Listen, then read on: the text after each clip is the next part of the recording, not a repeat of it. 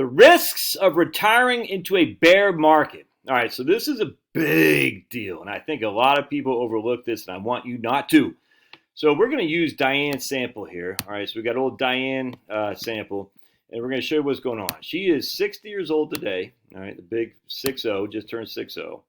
She's got $500,000 in her portfolio. That portfolio is invested in a moderate account, which is a 60-40 portfolio. All right, and we're going to just assume a 6.4% rate of return with a 10% standard deviation. All right, so that means on any given year, she could be down 24%. That's what that means, with a 99.8% probability of the inputs we put in. All right, we don't know what the future holds, but this is about as best we can do. You say, look, this is what we expect to happen, a 6% annual rate of return. However, a volatility around that negative 24 on the downside, it would be, what it would be on the upside, 36 on the upside. Is that right? Yeah, 36 on the upside. So we would think her portfolio would give us anywhere between 36 on the up and 24% on the down with a 99.8% probability. All right.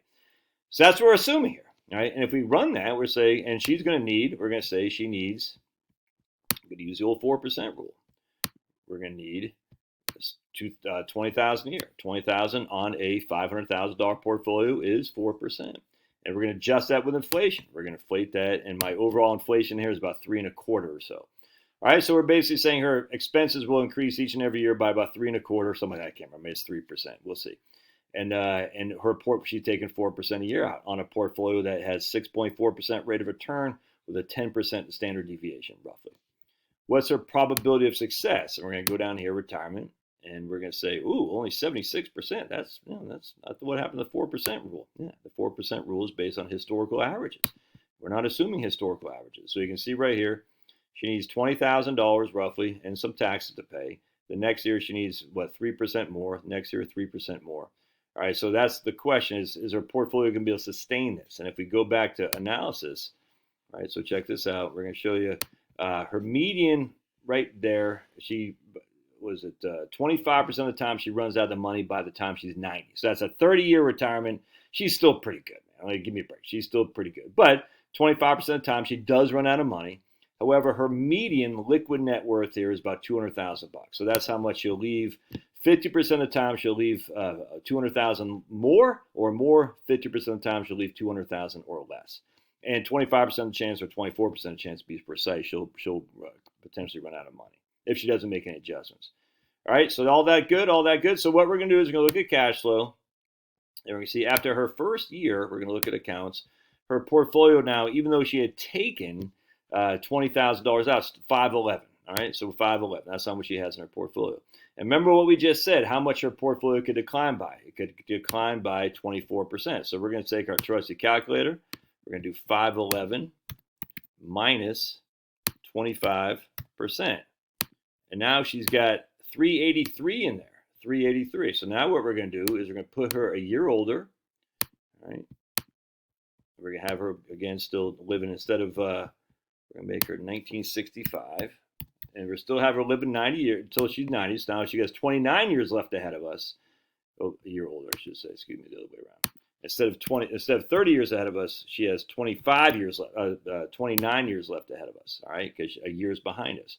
But now her portfolio has dropped to, now I forgot what it said, 383. So now what we're going to do is we're going to change her portfolio to 383. All right, we're going to go blank 383. So what we're doing here is reducing the risk of her lifespan by 1 year. So she got 29 years left. She had 30 years before. Same portfolio rate of return, 6.4% with the same standard deviation. And we're reducing her portfolio to 383 because she got smoked last year. Not likely to happen, but it did happen in 2008 for sure. So now what does it look like here? All right, so let's take a look. Watch our retirement success. It's going to drop like a brick in water. And now we're down to 41%.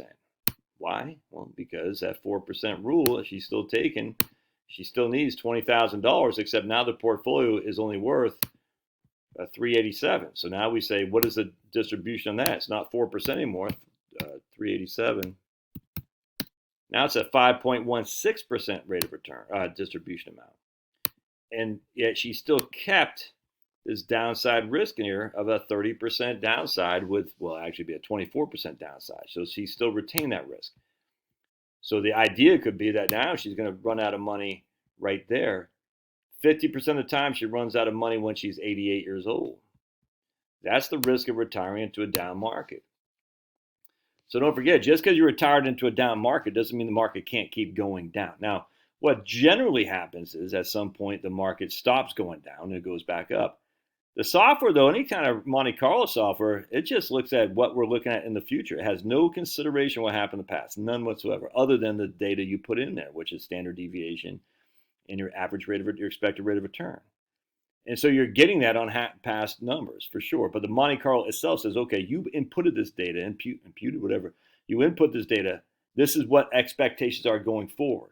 Would you want to reduce your standard deviation because last year we got smoked? It's not likely to happen again.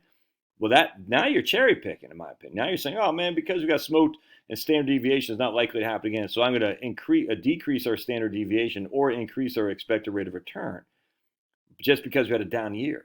That's cherry picking, man. That's not very scientific at all. None of this is scientific, but it's just not. That's not good. You say, well, I think the markets will do better. I think the standard deviation will be lower. Thus, I'm going to change my numbers. Yeah, and you'll make yourself look better in terms of projections, but you can't, in my opinion, you can't do that. You got to keep the standard deviation. You can change your expected rate of return, but you got to say, why is our expected rate of return different than what it was previous? Well, because the market fell? Maybe, but that's still, what are you going to put a 9 from 6? I don't like that. Anyway, that's the risk of retiring into a bear market right there. So what's one of the ways we avoid that is we have the bucket system for sure to make sure that we're not selling in the down market. All right. Love your thoughts. God bless. Don't forget to drop kick or no, flying elbow. Jimmy Soup Fly Snook, a flying elbow the like button. We'll see you.